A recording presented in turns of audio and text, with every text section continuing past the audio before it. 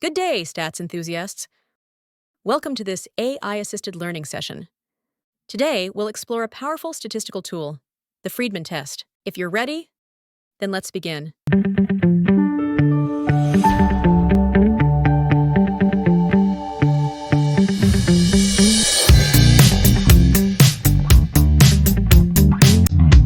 Ever pulled an all-nighter? Be honest. When you're cramming for a big exam, what's in your cup? Coffee for a boost? Water for hydration? Or milk for comfort? Well, what if we could actually find out which one keeps you the most alert, statistically? That's exactly what we're about to do. In this session, we'll dive into a non-parametric test for comparing 3 or more related groups, perfect for ranked data like alertness levels. Spoiler alert, it's called the Friedman Test. By the end of this session, you will be able to understand the Friedman Test as a non-parametric method for comparing 3 or more related groups using ranked data, and interpret and report the results of the Friedman Test, including post hoc analysis, by analyzing p-values to identify significant group differences. But first, what exactly is the Friedman test? The Friedman test is a non-parametric alternative to the one-way repeated measures analysis of variance, or ANOVA. It's particularly useful when comparing 3 or more related groups where the dependent variable is either ordinal or continuous, but doesn't follow a normal distribution.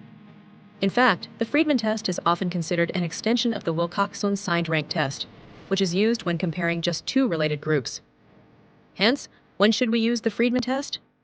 Let's go through its key assumptions. First, the dependent variable, the outcome you're measuring, should be either ordinal, like Likert scale ratings, or continuous but not normally distributed, like skewed height or weight. Second, the same group of subjects must be measured on 3 or more different occasions or under distinct conditions.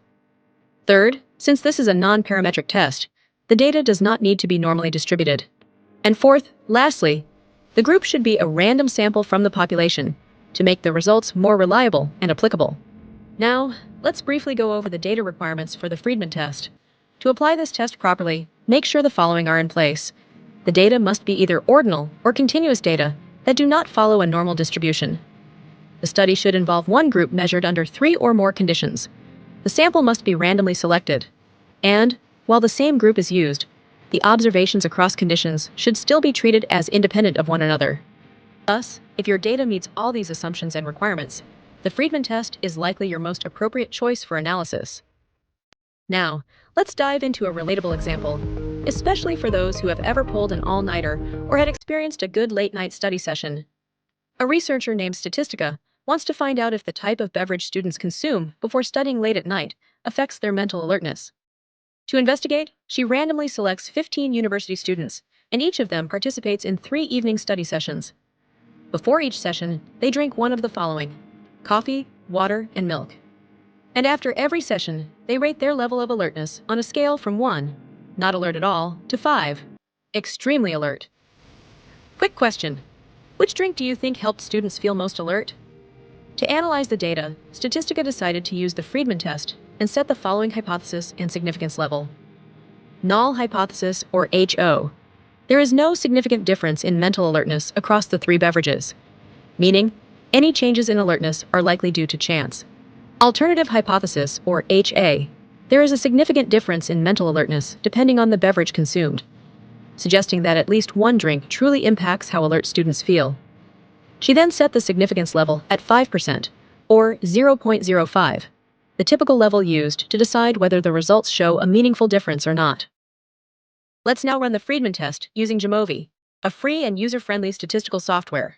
First, let's open JAMOVI and load the dataset.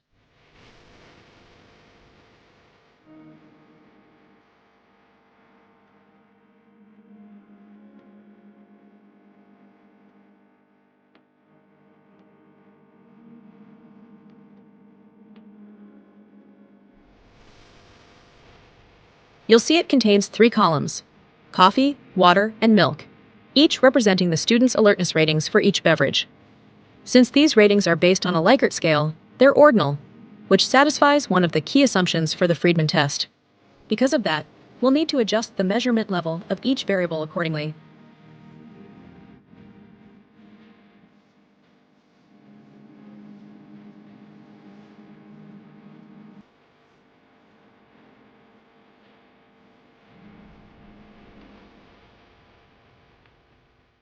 Also, because the same group of students was measured under all three conditions, we meet the repeated measures requirement. And since the sample was randomly selected, as mentioned earlier, we also satisfy assumption number 4, which helps ensure our results are more representative of the population. Before we run the actual test, let's explore the data a bit to check for normality. To do this, click on the Exploration tab, then select Descriptives. Next, choose the variables, coffee, water, and milk, and place them in the variables field. Under Plots, choose Density under the histogram options. Feel free to try other plots as well, but these density plots give us a quick visual of how each variable is distributed, which is a simple and effective way to check if our data appears normally distributed. Here's what we observe. Coffee is strongly negatively skewed. Water shows a clear positive skew, and milk is also strongly positively skewed, since none of these variables follow a normal distribution. This makes a non-parametric test, like the Friedman test, the perfect choice.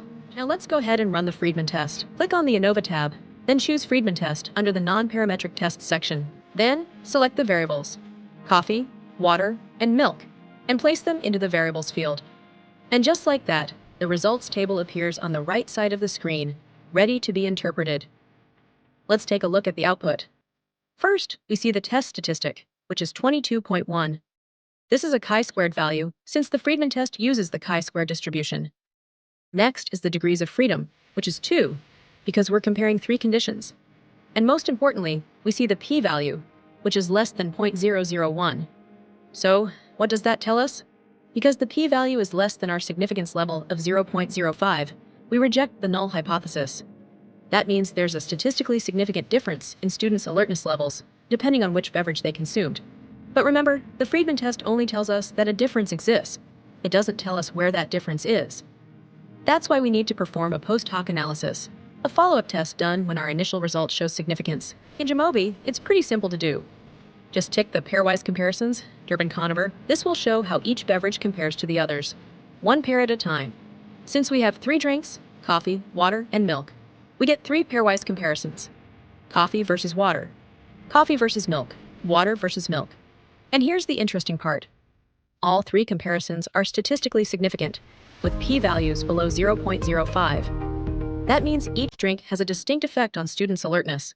They're not just different, they're meaningfully different. But which drink helped students feel most alert? Coffee came out on top. It boosted alertness the most, scoring higher than water with a value of 4.67, and much higher than milk at 8.82. Water ranked second, still better than milk with a score of 4.15, but not as strong as coffee. Milk? It came in last. Not the best choice if you're trying to stay sharp. Now, let's quickly go over the summary of results. The results from the Friedman test showed a statistically significant difference in students' mental alertness across the 3 beverage conditions: coffee, water, and milk. Specifically, the chi-square value was 22.1, with 2 degrees of freedom, and a p-value less than 0.001.